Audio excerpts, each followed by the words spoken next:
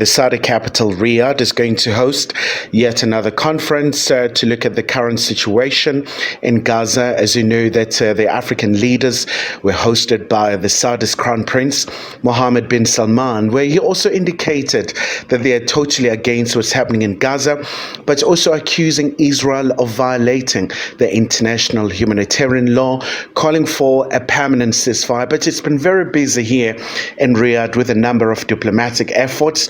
As you know, that at some point as well, they've had interactions with the U.S. Secretary of State, Antony Blinken, trying to find a solution. But also Saudi Arabia has been a staunch supporter of a two-state solution for the rights of the Palestinians to be respected, especially the civilians in Gaza who are caught up in this very ferocious conflict.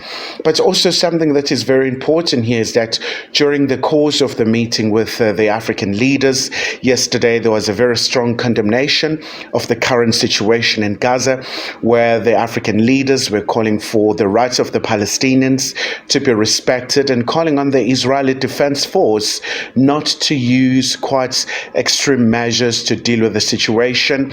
A lot of them, they are yearning for a permanent ceasefire and the promotion of the dialogue so that there could be a long-lasting peace in that particular region.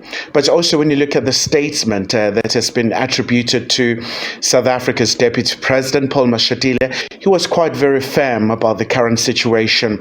The civilians who are dying mercilessly in Gaza, calling for their international law to be respected, but also really just revealing a lot of details concerning to South Africa's position, where we've seen South Africa's diplomat in Tel Aviv in Israel being recalled for consultation in South Africa, but also we saw also the Israeli diplomat in Pretoria being summoned to the head office of the Department of International Relations and Cooperation. But the significance of today's meeting by the Arab and Islamic countries, they're trying to get a unified and a very strong voice in finding a solution to this particular conflict.